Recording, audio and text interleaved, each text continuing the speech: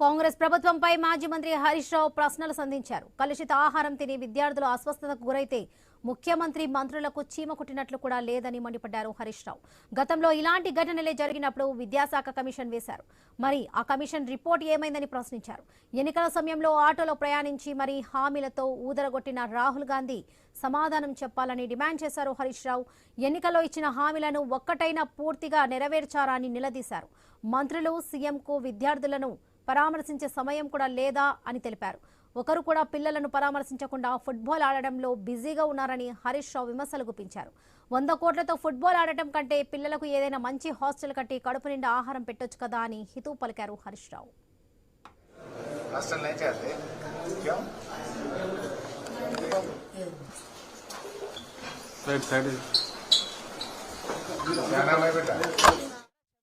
కమిషన్ల గొప్పలే, నీది విద్యా కమిషన్ అని వేసినావు. ఓ విద్యా కమిషన్ పీక్తుంది పొడుస్తుంది, ఇక నేను మొత్తం మారుస్తా అన్నావు. విద్యా కమిషన్ రిపోర్ట్ ఇచ్చి ఏడాది అయింది. ఎక్కడ పోయింది? చెత్తబుట్టలు పడేసినావా? విద్యా కమిషన్ రిపోర్ట్ ఎందుకు అమలు చేయట్లేదో నువ్వు ప్రజలకు సమాధానం చెప్పాలని చెప్పి కూడా నేను ఈరోజు అడుగుతా ఉన్నా. ఆయన రాహుల్ గాంధీ ఉన్నాడు, అప్పుడు వచ్చిండు, ఇక మేము ఉద్ధరిస్తామని ఆటోలో కూర్చొని తిరిగిండు. అశోక్ నగర్కి పోయి మీ పిల్లలంతా ఉద్యోగాలు ఇవ్వండి, మీకు నౌకర్లు ఇస్తా అని మాట్లాడిండు. 6 గ్యారంటీలకు నాది జిమ్మేదారు అన్నాడు. ఇవాళ ఎటువంటి ఆయన రాహుల్ గాంధీ? ఇవాళ ఈ రాష్ట్రంలో దాదాపు 200-300 మంది రైతులు చనిపోతే రాహుల్ గాంధీ రాడు. ఈ రాష్ట్రంలో 160 మంది ఆటో డ్రైవర్లు చనిపోతే రాహుల్ గాంధీ రాడు. 116 మంది విద్యార్థులు చనిపోతే రాహుల్ గాంధీ రాడు. 42% బీసీలకు రిజర్వేషన్ ఇవ్వకపోతే పోరాటాలు జరిగితే రాహుల్ గాంధీ రాడు.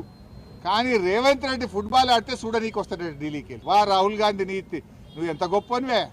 ఓట్ల ముందు మాత్రం ఆటోలు ఎక్కుతావు, లైబ్రరీలు తిరుగుతావు, రైతుల కోసం వరంగల్కి వచ్చి డిక్లరేషన్ పెడతావు. ఇప్పుడు రైతులు చేస్తే రావు, పిల్లలు చేస్తే రావు, ఆటో డ్రైవర్లు చేస్తే రావు, పిల్లలు రోడ్డు ఎక్కితే పట్టించుకోవు. రేవంత్ రెడ్డి ఫుట్బాల్ ఆడితే చూడనీకి వస్తుండు రాహుల్ గాంధీ. మొన్న రాత్రి కలుషిత ఆహారం తిని బాగ్లింగంపల్లి గురుకుల పాఠశాల పిల్లలు 90 మంది ఇలా ఆసుపత్రుల పాలైపోయింది. 90 మంది పిల్లలు ఆసుపత్రుల పాలైతే ఈ రాష్ట్రంలో ఒక్క మంత్రికి కానీ ఈ ముఖ్యమంత్రికి కనీసం చీమ కుట్టినట్లేదు. ఒక్కరు కూడా వచ్చి పరామర్శించింది లేదు ఇప్పటిదాకా. They are busy. ఫుట్బాల్ ఆడడంలో ముఖ్యమంత్రి మంత్రులు బిజీ ఉన్నారు. పిల్లలు దవాఖానల పాలైతే ఈ గవర్నమెంట్కు చీమ కుట్టినట్లేదు. ఇలా మంత్రులు ముఖ్యమంత్రి అందరు హైదరాబాద్లో ఉన్నారు. ఈ పిల్లల్ని వచ్చి చూడడానికి మీకు టైం దొరకలేదా? మీకు ఎంతసేపు ఫుట్బాల్ ఆడడానికి నీ షోకులకే టైం సరిపోతలేదు, నీ కబ్జాలకు నీ కమిషన్లకే నీకు టైం సరిపోతలేదు. పిల్లల్ని ఆడబట్టించుకుంటున్నావు నువ్వు. ఈ రోజు వరకు హైదరాబాద్లో ఆసుపత్రుల్లో పిల్లలు మంచాల మీద ఉంటే ఒక్క మంత్రి కానీ ముఖ్యమంత్రి కానీ వచ్చి పరామర్శించాల్సిన బాధ్యత లేదా? 2 ఏళ్ళైంది నీ గవర్నమెంట్ వచ్చి. 2 ఏళ్ళైనా పిల్లలకింత అన్నం పెట్టలేవా రేవంత్ రెడ్డి? ఏదో కొత్తగా వచ్చినా ఏడాది తప్పించుకున్నావు. నిన్ననే 2 ఏళ్ల పాలనను సంబరాలు చేసుకున్నావు, తెగ సంబరాలు చేసినావు కదా. కోట్ల రూపాయలు గవర్నమెంట్ సొమ్ములు ఖర్చు పెట్టి 100 కోట్లతో అడ్వర్టైజ్మెంట్లు పెట్టి పేపర్లల్లో, టీవీలల్లో, హోర్డింగ్లల్లో దేశం మొత్తం రాష్ట్రం ఏడ చూసినా నీ బొమ్మలు పెట్టుకున్నావు. నీ బొమ్మలు మస్తుగా చూసినాం కనుక పిల్లలకి ఇంత అన్నం పెట్టు. అన్నం పెట్టే చేతనైతలేదు నీకు. ఏమైనా మాట్లాడితే 20,000 కోట్లతో నేను ఇంటిగ్రేటెడ్ స్కూళ్ళు పెడుతున్నా అంటాడు. 20,000 కోట్లు పెట్టి ఇంటిగ్రేటెడ్ స్కూల్ పెట్టేటప్పుడు అప్పటిదాకా పిల్లలు బతుకుంటే కదా. ఇలా పాఠాలు చదువుకోవాల్సిన పిల్లలు అరచేతిలో ప్రాణాలు పెట్టుకొని బతుకుతున్నారు, గిజగిజలు ఆడిపోతున్నారు. ఇవాళ మేము ఆ పిల్లల్ని మాట్లాడించినప్పుడు ఏం చెప్తున్నారు పిల్లలు? సార్ మాకు అన్నం దొడ్డు బియ్యం వస్తున్నది, అన్నం తినబుద్ధి అయితలేదు, అన్నం ఉడుకుతలేదు, ఆ అన్నం తింటే కడుపున వస్తున్నది.